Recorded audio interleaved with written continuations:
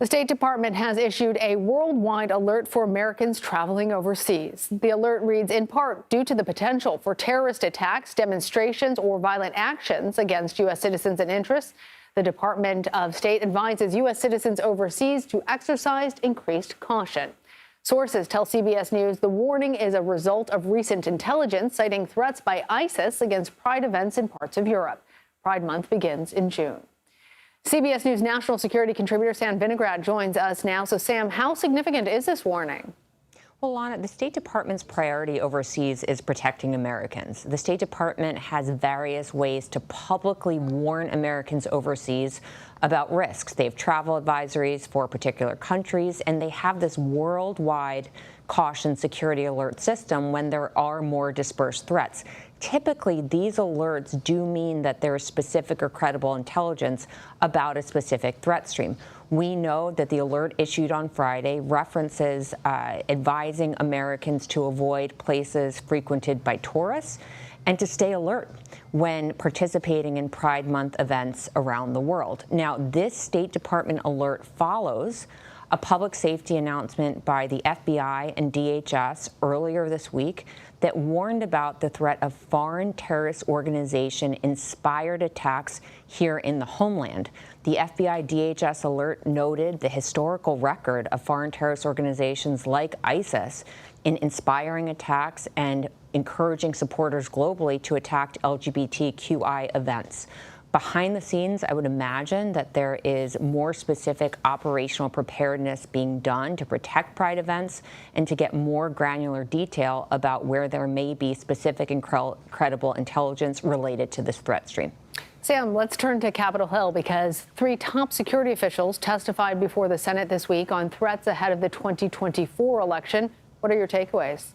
Well, there are really 2 main messages coming out of this testimony on election security. First, the threat environment is increasingly challenging. And second, that election preparedness is stronger than ever.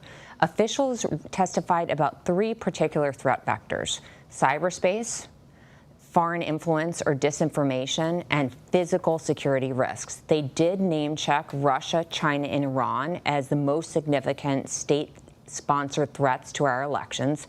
But earlier in the week, the Department of Justice, a task force there, briefed about physical security threats to election infrastructure and officials posed by Americans. During the hearing on Capitol Hill, officials mentioned that AI and emerging technologies are key factors when we consider the complexity of the threat environment. And there was one source of contention as members of Congress grilled administration officials about what the notification process is if disinformation affecting the election is uncovered. Many members of Congress seem dissatisfied with the administration's response, so I expect further discussion on that point. Sam, in the Middle East, the first round of aid is being delivered to Gaza from the newly constructed floating pier. What are some of the challenges moving forward? Well, Lana, let's remember this pier was first referenced by President Biden during his State of the Union many months ago. It took several months to construct and become operational. And there's already criticism that this pier is going to provide aid that is just a drop in the bucket when it comes to what starving civilians in Gaza need to eat. The medical equipment, fuel, hygienic supplies, and other items are in dire need on the ground in Gaza. Now, the United States and its partners has said that this maritime pier, the aid delivered via this pier, is meant to complement aid coming in through other means, whether it's aerial drops or through land crossings. Notably, key land crossings largely remain closed at this juncture.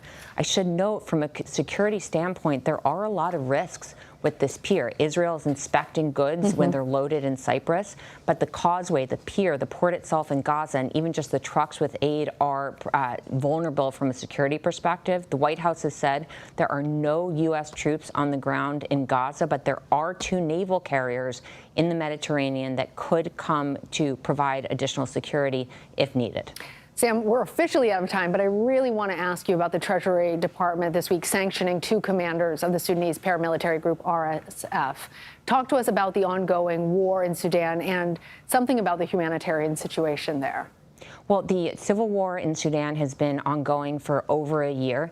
About half of the population there is in dire need of humanitarian assistance, according to the UN. That's about 25 million people on it and 14 million children. There are serious concerns about ethnically motivated violence in Sudan, particularly in Darfur, which, as you know, saw genocide about 20 years ago in which hundreds of thousands of people were killed. We also know that foreign countries like Russia are supporting one of the warring groups there, the paramilitary group known as the RSF. So there are urgent pleas for humanitarian assistance, and there are a lot of concerns about further ethnically motivated violence in Sudan. Yeah, all right. Sam Vinograd, thank you. Thanks.